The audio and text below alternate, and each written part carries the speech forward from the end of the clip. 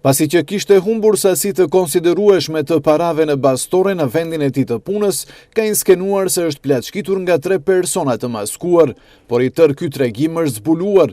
Policia e Tetovës ka njoftuar se një 25 vjeçar nga Reqica e vogël me inicialet SHM ka denoncuar se të hënën mbrëma rreth orës 20 derisa ka qenë në punë në bastoren sportive në Pallqish të Poshtëm, është kryer plaçkitje nga 3 persona të maskuar. Sipas denoncimit të tij, 3 personat e maskuar kanë hyrë me forcë në bastore dhe i kanë marrë fitimin ditor, e kanë demoluar objektin dhe më pas e kanë nxjerrë jashtë me çrast e kanë hedhur në lumin e afërm, prej nga e ka denoncuar rastin, ndërsa është dërguar në spital ku i është dhënë ndihmë mjekësore dhe lëshuar për kurim shtëpiak. Por pjesëtarët e policisë së Tetovës, duke ndërmarrë masa konkrete, kanë vërtetuar se SHM tërësisht e ka inskenuar vjedhjen dhe ka finguar plaçkitjen, pasi që paraprakisht në bastore ka humbur një sasi të madhe të parave, duke luajtur lojra fati dhe nuk ka pasur mundësi që t'i kthej.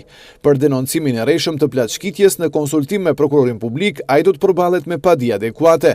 Ndryshe, policia ka njoftuar se vetëm gjatë muajit janar janë regjistruar 10 denoncime të rreshme, pjesa dërmuese vjedhje dhe plaçkitje. Pjesa më e madhe e tyre tashmë tërësisht janë zbardhur dhe ndaj tyre do të ketë edhe padi adekuate.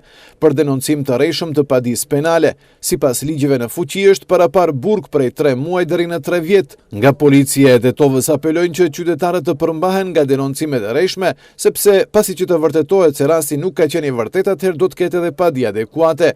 Kjo pasi që pjesëtarëve të policisë kjo ju kushton kohë dhe mjete, ndërsa nuk mund të kryejë detyrat për rastet e vërteta.